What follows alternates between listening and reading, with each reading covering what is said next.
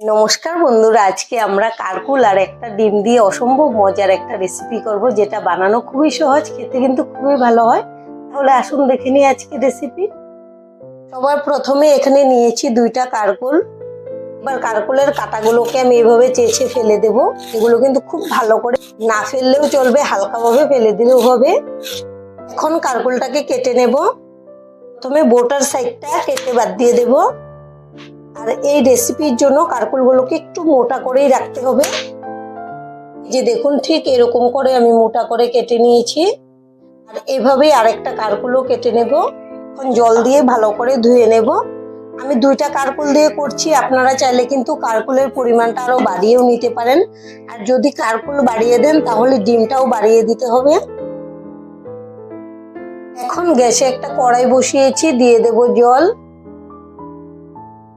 অল্প লবণ আর হলুদের গুঁড়ো। এবার কারকুলগুলোকে জল থেকে তুলে আমি কড়াইতে দিয়ে দেব। আর এগুলোকে 50% মতো সেদ্ধ করে নিতে হবে। বেশি সেদ্ধ করলে কিন্তু ভালো হবে না। এখন ঢেকে দেব। এখন ঢাকনাটা খুলে নেব। আমাদের কারকুল 50% সেদ্ধ হয়ে গেছে, আমি চেক করে নিয়েছি। এখন আমি জল থেকে তুলে নেব। এগুলোকে ঠান্ডা করে নেব। কারকুলগুলোকে ঠান্ডা করে নিয়েছি। এখন এক পিস কারকুল থেকে আমি এর গুটি আর শাঁসগুলো বের করে নেব।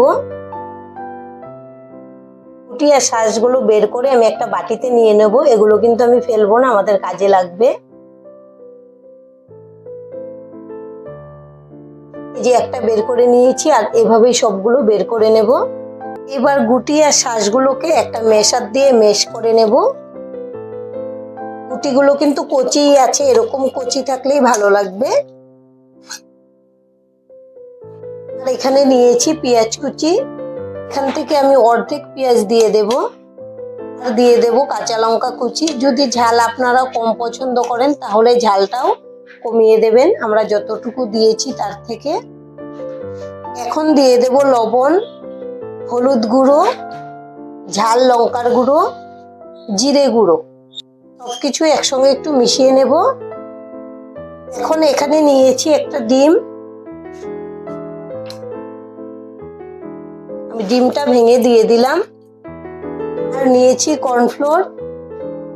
এখানে আমি 2 চামচের মতো কর্নফ্লোর নিয়েছি, বড় চামচ দিয়ে। এবার সবকিছু খুব ভালো করে মিশিয়ে নেব।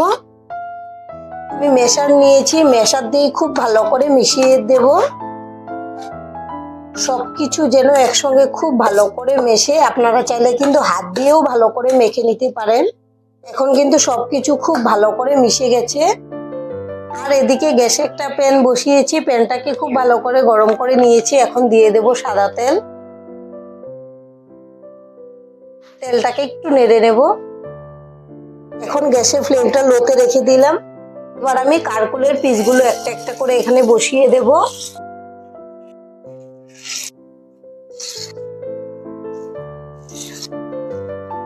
যে মিশ্রণটা আমরা রেডি করে নিয়েছি, এখান থেকে আমি চামচ দিয়ে এর মধ্যে দিয়ে দেব।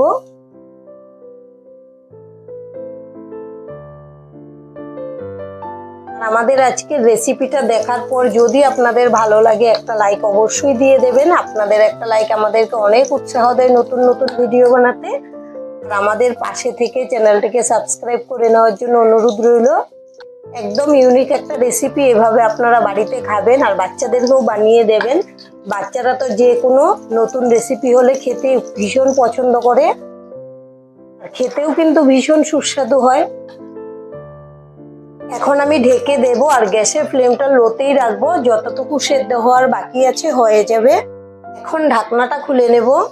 আর 10 মিনিট আমি লো আঁচে এভাবেই রান্না করে নিয়েছি। এখন উল্টে দেব।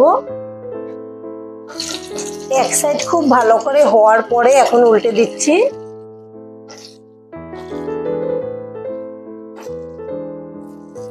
এখন আবারও ঢেকে দেব লো আঁচে 10 মিনিটের জন্য, তাহলে কিন্তু খুব ভালো করে কারকুলগুলো সেদ্ধ হয়ে যাবে।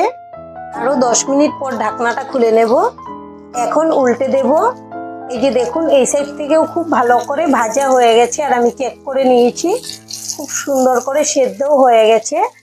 আমাদের এই রেসিপিটা কিন্তু একেবারে রেডি। আপনারা গরম গরম ডাল ভাতের সঙ্গে পরিবেশন করবেন, খুবই সুস্বাদু হয় খেতে। আর আজকের ভিডিওটা এখানেই শেষ করব। সবাই ভালো থাকবেন, সুস্থ থাকবেন। সম্পূর্ণ ভিডিও দেখার জন্য অসংখ্য ধন্যবাদ।